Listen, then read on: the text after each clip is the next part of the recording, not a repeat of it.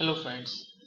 आज हम आईएसएम राजीव के इस वीकली एनालिसिस में सबसे पहले डिस्कस करेंगे कि आपका यूएस मार्केट का क्या उतार चढ़ाव है और यूएस मार्केट में आपको ऊपर जाने के चांसेस हैं या मार्केट नीचे की ओर आएगा।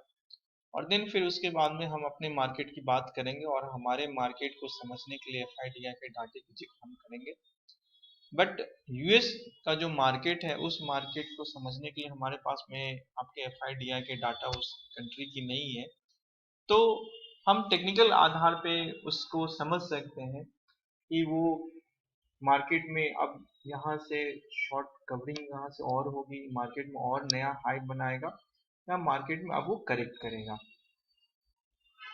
तो जहां तक आपका ये एस एम पी 500 का चार्ट है और मैं जो है इसका ये वन डे का चार्ट है, मैं अगर इसके वीकली में से मैं देखता हूँ तो ऑलमोस्ट सारे जो कंट्री जो है आपके न्यू हाई पे खड़े हैं और जापान ने पिछले 30 साल के बाद में फिर से नया हाई बनाया है। तो अभी सारी कंट्रियां बुल रन में चल रही हैं, लेकिन उस बुल रन में भी जो हमें एक करेक्शन का मौका मिलता है तो वो हमें बेहतर 5%, 10%, 20% के लिए अपॉर्चुनिटी देता है एंट्री करने के लिए। तो ये वन वीक का चार्ट आपका है एस एम पी 500 का, और ये आपका जो इसने लो मारा है उस दिन, ये आपका जो था, ये आपका मुझे जो दिख रहा है, ये आपका लो जो था ये आपका 3890 का था।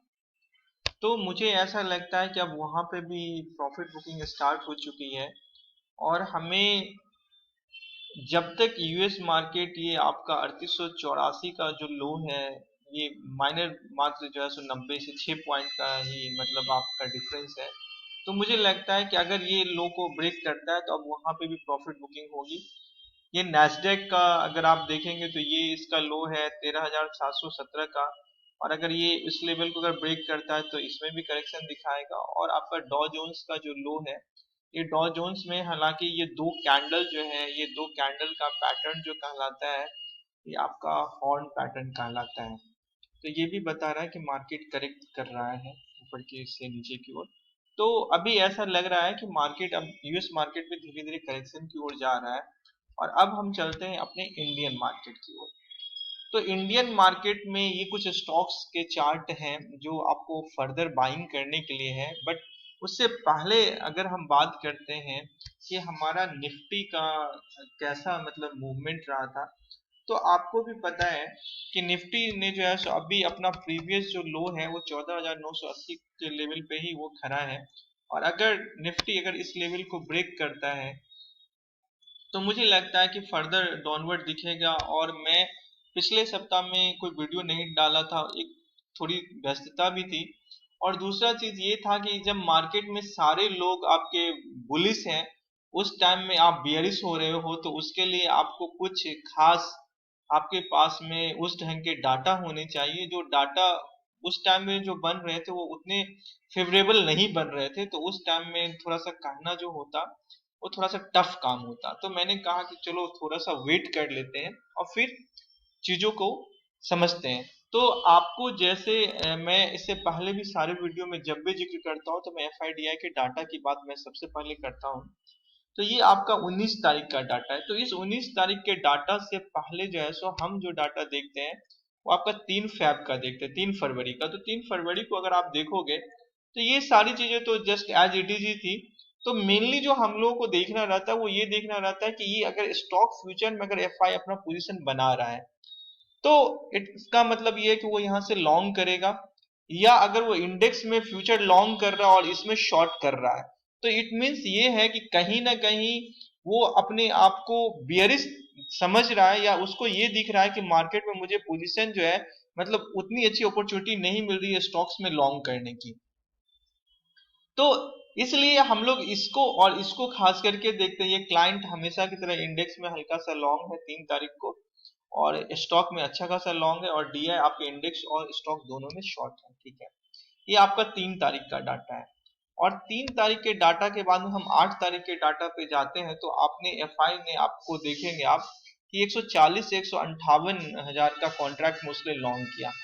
मतलब ये है कि यहाँ पे जब उसकी लॉन्ग पोजीशन बढ़ रही है तो आप देखोगे क्या कि निफ्टी भी आपका जो है सो लगभग आपका जो लो था वो मुझे लगता है 13,700 के अराउंड के लो से निफ्टी भी घूमा था। ये निफ्टी का चार्ट है और ये जो घूमा था वो आपका वही 13,600 700 से घूमा था। और मार्केट कंटिन्यूअस मूव करते करते जो है ये आपका जो है सो ये 8 तारीख का आपका अगर आप देखेंगे तो यही था आपका 8 तारीख का, मतलब 15,000 को उसने क्रॉस कर दिया था।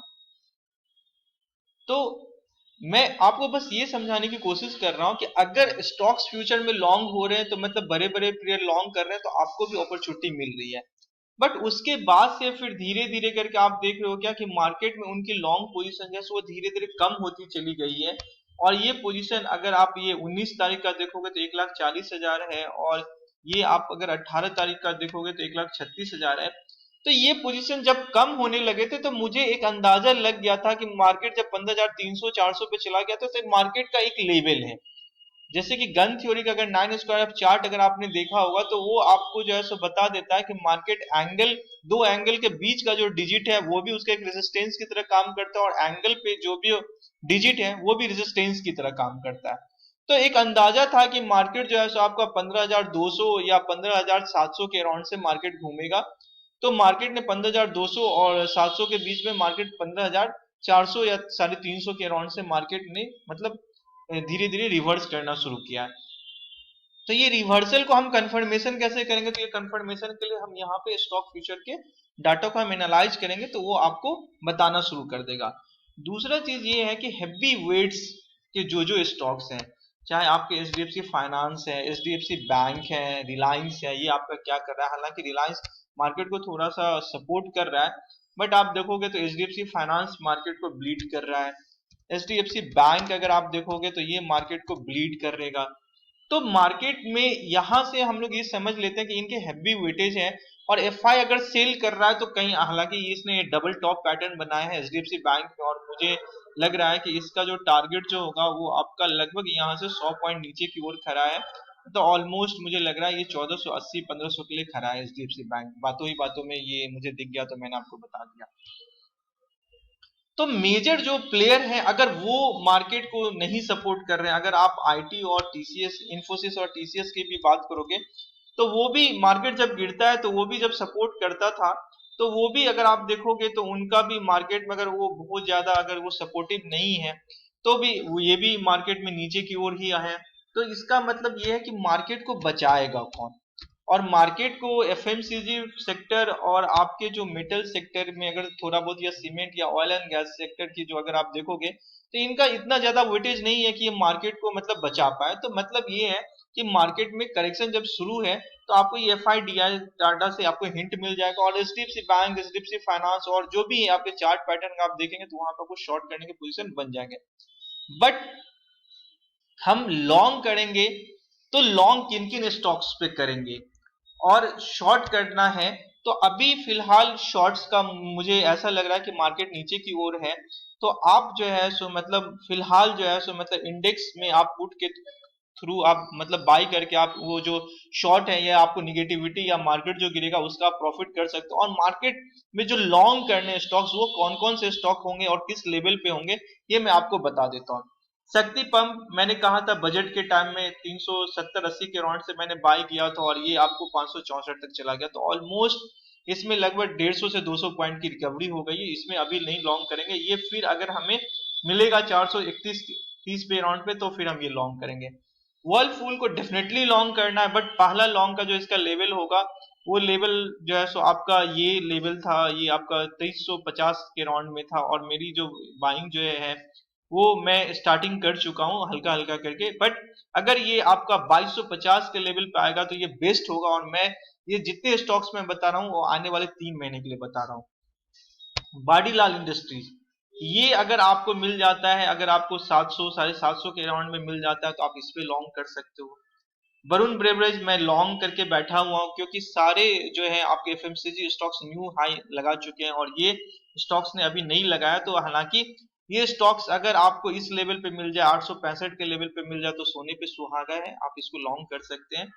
और दूसरा वोल्टास, मैं वर्लफुल में लॉन्ग कर स्टार्ट कर चुका हूं, बट मैंने वोल्टास में लॉन्ग शुरू नहीं किया और मैं इसके करेक्शन का वेट कर रहा था।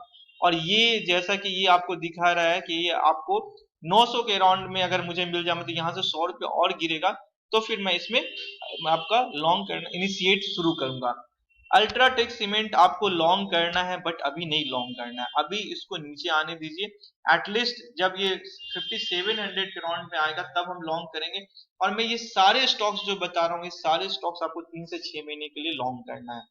और एवरी क्वार्टर जो है सो आपका हर एक स्टॉक जो देगा वो कम से कम 10 से 15% का रिटर्न देगा। हालांकि शक्ति पंप ने एक क्वार्टर का टाइम नहीं लिया, वो 15 दिन में ही उसने अच्छा खासा 20 से 25% का रिटर्न दे दिया। तो ऐसा हमेशा नहीं होता है। तो हम लोगों को अब जो है सो मार्केट को अगर बियरिश देख रहे हैं आप, तो आप पुट की मदद से जो है सो आप मतलब बियरिश प्ले कर सकते हैं। जैसे मार्च का जो है ना, आप 14,500 का पुट बाय कर लो। अगर मार्केट 15,280 को ब्रेक कर दे तो आप निकल जाओ, अदरवाइज आप उसको कंटिन्यू रखो। और मुझे ऐसा लग रहा है कि मार्केट फिर से आपका एक बार 14,200 या 13,800 के राउंड तक के लिए तैयार खड़ा होगा। That's all. Thank you.